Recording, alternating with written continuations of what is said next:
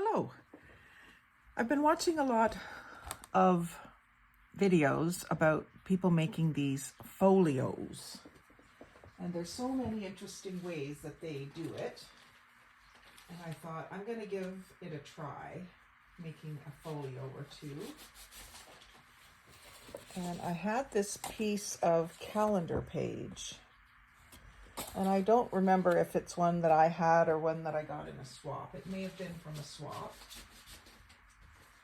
If it was someone, if anyone's watching that sent it to me, please let me know in the comments, because I just have lost track of what came from where.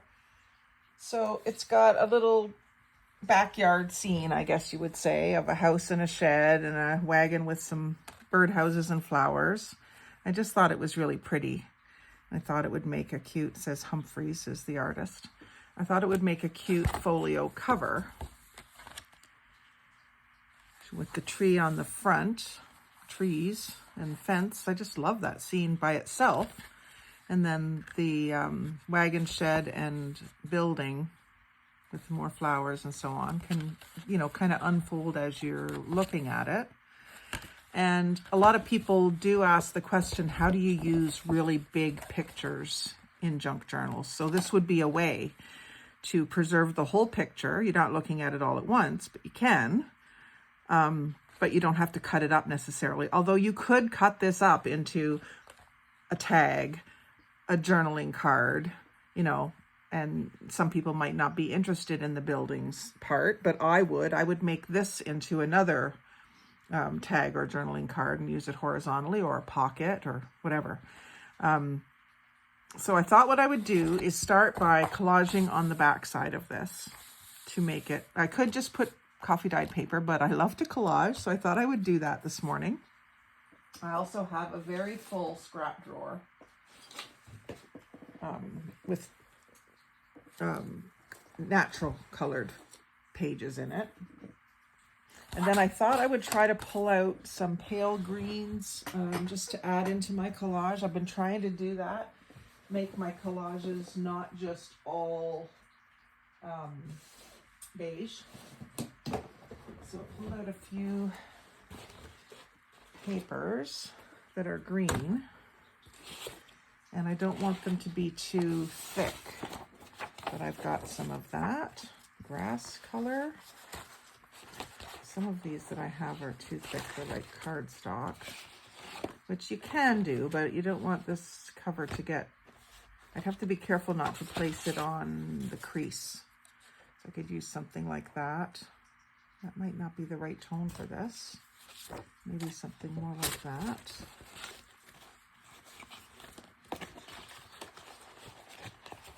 And just rummage through my, here's a good one. Rummage through my green and blue and purple bin and find some things that are the right color. I can take a green strip out of here, maybe even leave some of the other colors attached. That's just out of a industry magazine that I get almost every month. Machinery, like a woodworking equipment magazine, and I always pull those pages just for the colors. I love them. And here's where I could go into my, there's some other green that can be put in there. I could go into my magazine page harvesting, but I'm just trying to use up the stuff in my drawer right now. I'll just pull a bunch out. I don't know if I'll use it all. Sometimes when you're collaging, it just develops as you're doing it. I don't have a definite idea in my head when I start.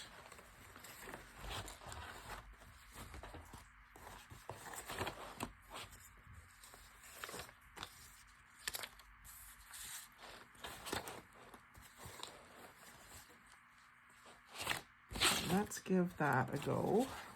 I'll do that one too. It's a little darker than I usually put in a collage, but it might work. So just draw back in. get my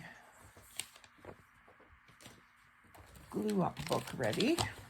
Start with a fresh page. So this is the kind of book that I get through work. It's Machinery magazine. I don't use most of it. But I will save it for gluing in. And like I say, I always save these pages.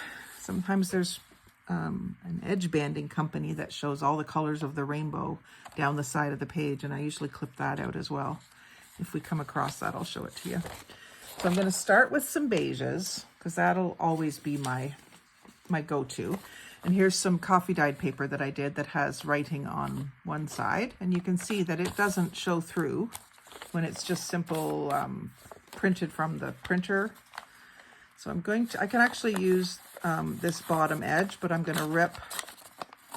I find this paper rips very straight for some reason, which I don't really like. I like it to rip more jagged, but at least it's a torn edge. So I'm going to start in the bottom corner. Just coat the back side of that well, and better flip it over.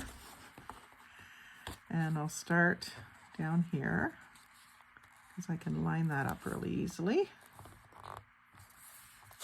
Get my bone folder handy, just to really get that down nicely.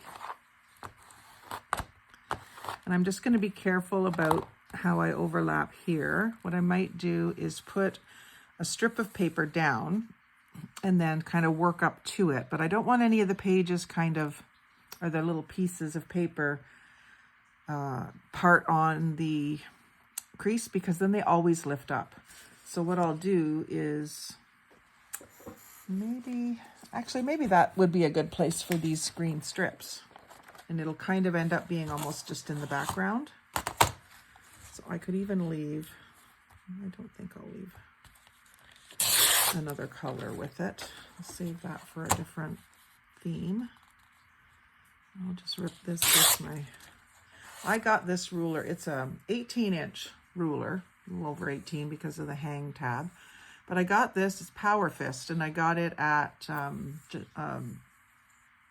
Princess Auto. We walk through there usually once every couple of years, and there's a lot of things in there that you can use for craft supplies.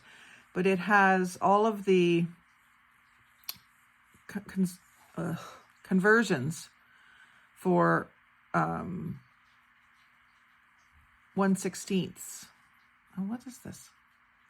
I thought that was going to be just the decimal for 1/16. Here they are down here. Not sure what this is. I thought it was just going to tell you what 1/8 is, but that's not what 1/8 is. 1/8 is 0.125 or something. And there's my hubby coming in. Thought he was going to be gone a little longer. But here he is. It didn't take long.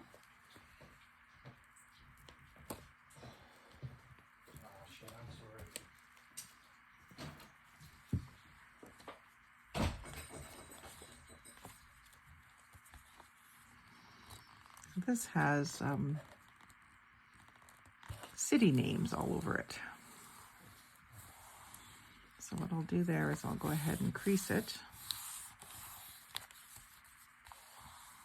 And then this edge will be held down. Actually, I didn't get that quite in the middle. Let's do that again, because I don't want it so close to the seam. I re-glue that.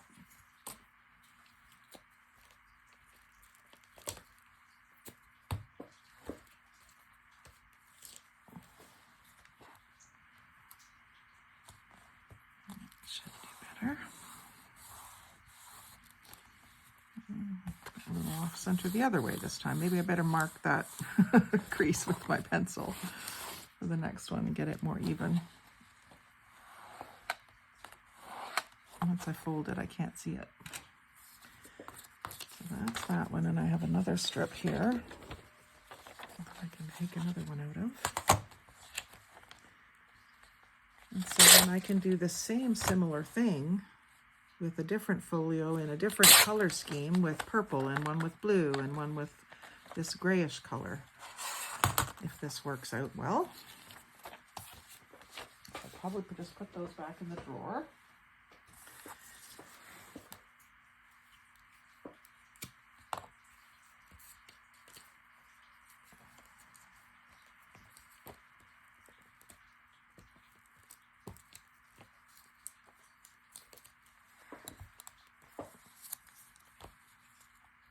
And this is a slightly different shade of green, which is interesting. I'm fine with that. And I'm just going to leave it overhanging the edge for now. When it's easier on my scissors if I cut it off when it's dry.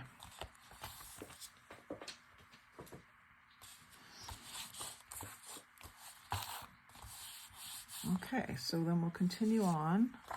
I've got some, I'll do a few more pieces of the coffee dyed.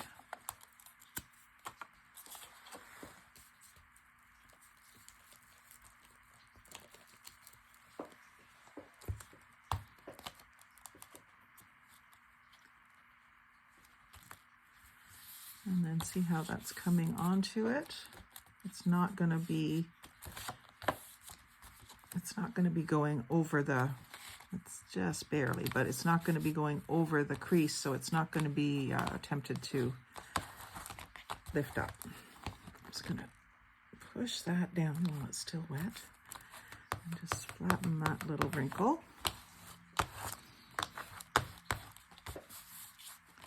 I like the way that the coffee dyed paper kind of wrinkles, but you have to get smoothed out on some things. And then let's do a little section up in the middle here. So I've got it with my tear ruler over here. That might have been scissors. Maybe I'll do, I think it was these scissors. Do the same on the other side, just maybe on a bit of a wonky cut. And I'll put this in here. And it just overlaps both green pieces, which is good. And I'll go ahead and put it all the way down there.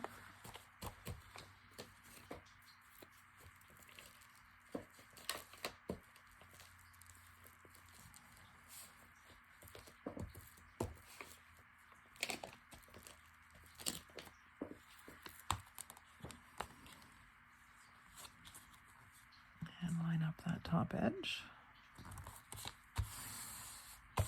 It may end up getting cut down a little bit. I didn't really check to see if it was cut squarely.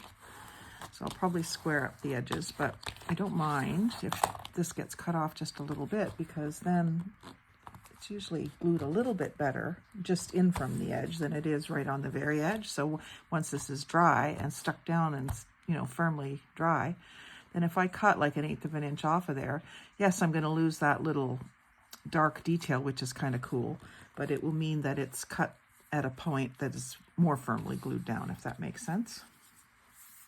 And then I think I should add some different textures of beige in the background. So I have this piece that I just got in a swap this morning. I wonder if it's too dark, maybe. I could also do some lighter beige because of the white buildings being kind of creamy white. So this was some of my aligned, actually I could use a little bit of those lines if it'll cover. I think it will. This paper is fairly thick. I'm just going to use, I'd rather have my ripples. I don't see them here. It must be over at my fussy cutting station, or my hammock in my living room that I often literally hang out in.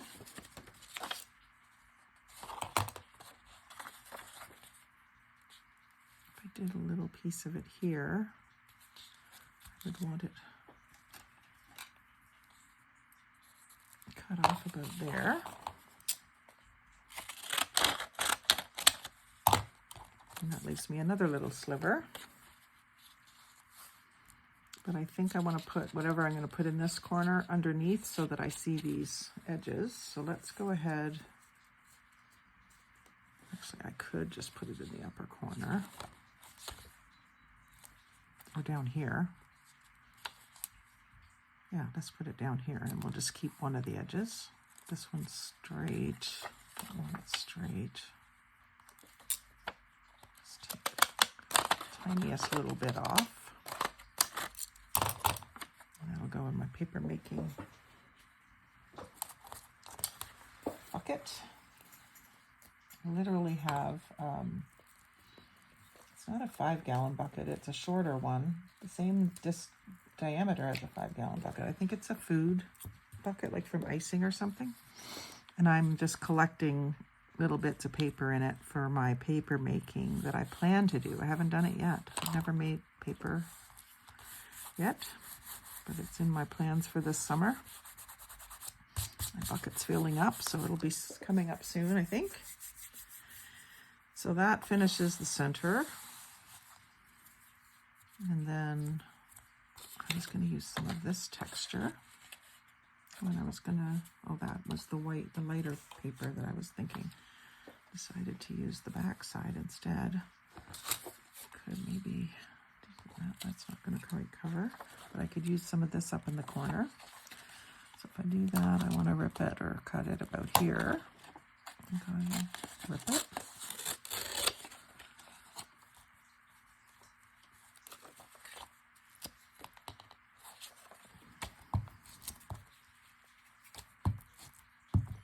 Globby. That's globby, Bobby. I'm just going to take some of that off with my silicone friend here.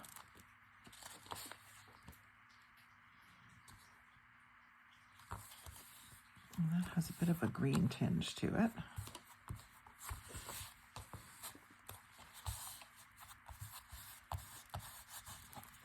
Just gonna throw a piece of clear plastic down there so that I don't stick to it, because I got some glue on there and I don't want to stop to find something to clean it up. And then let's get some real green in here. Let's do a little stripe of grass. So I think this I definitely want to rip. And that, see, that's going to rip a little bit better for me, a little bit more of a jagged edge. And then I can even use that somewhere. I don't want it to go all the way to the bottom, so I'm going to rip it kind of like this.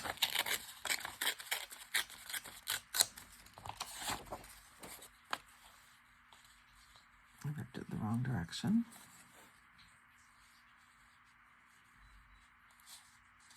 So I'm just going to go like this. I just don't want to go all the way to the bottom. It's my goal here. Just cover up there. Right about there is where I want it, just before the N. And then I can use, oh, I don't want to use that because I'll make it all gluey.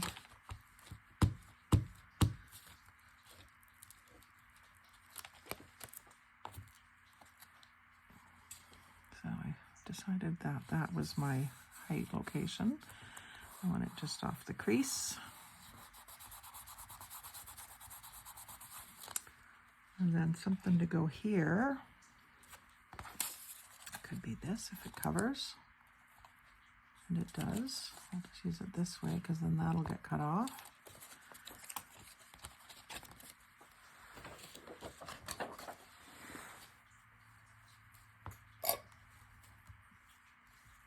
I'm just using up that glue that was on the silicone spatula. And I'll spread it around.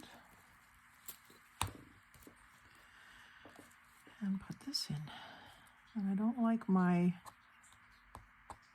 edges to all line up perfectly, so I'll just put that slightly off.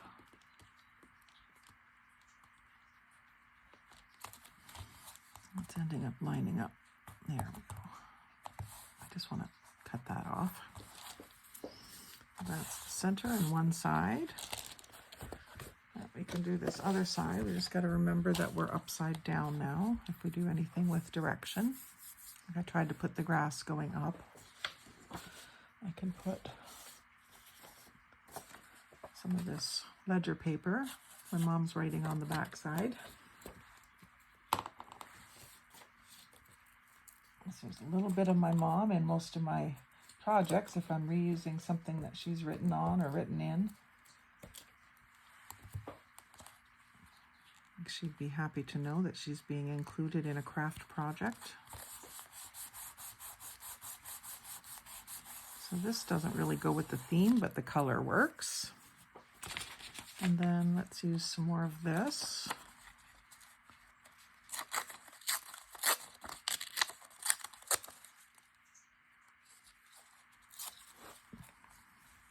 Here.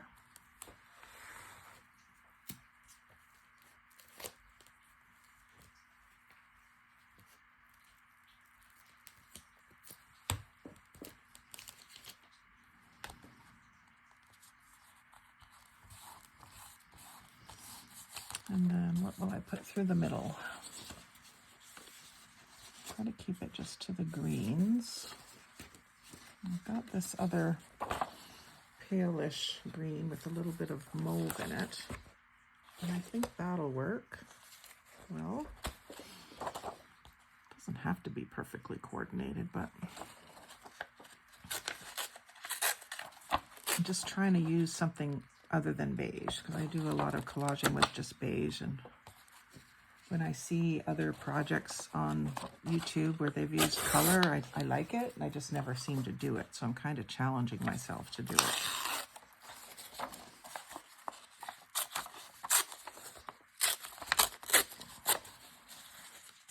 It's not wide enough, so I'll have to try again here.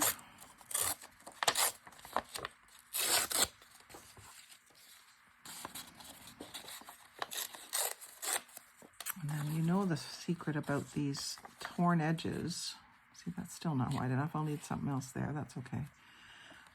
When you go to tear the paper that has a white back, if you tear, well, you'll tear away from yourself and toward yourself every single time. But when you tear, the piece that you're pushing away from yourself will have the white edge, and the piece that you're pulling toward yourself will not. So if you want those so that you can ink it up heavily, that can look nice, if you like that. You know, if you're someone that likes that look, that distressed look, then you can purposely tear your pieces so that that's what you get. Then you're automatically going to also get a piece without that white edge, you know, that was matched up to that. I don't remember where it was here. So then that can also be inked or just left. If you're not an inker, you can just leave that. And then you can re-tear this to get rid of the white edge if you want. But I don't know if anyone was aware of that. If you weren't aware of it, that's how that works, and something that might be frustrating you if you hadn't stopped to figure it out. That's what's going on there. So here I'm not inking anything, so I'm going to use the part that wasn't having the white showing, and I'm just going to cut it off just so I don't have all that piece hanging out when I set it out to dry. And I just turned the page in my glue book because it was starting to get gluey, just because I know you can't see what I'm doing over here. And I'm going to put this up so that I can put something beige in between these two greens. I've got this piece of coffee dye that I hadn't used yet. I just have to, I don't have to, but I want to rip, yeah, I'm going to have to just rip it with a ruler. Very hard to rip off a very thin edge. And this is still giving me a fairly straight edge, but not a cut edge, a ripped edge. This, to me, makes all the difference. And I'm just going to let that be a more straight tear and let it go off the page. My hand's getting sticky.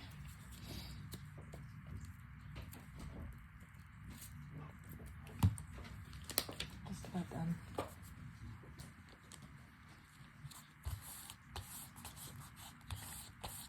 Okay, so there's my collage. I'll let that sit underneath my cutting boards at least for a couple hours. I may come back and do a little bit more later.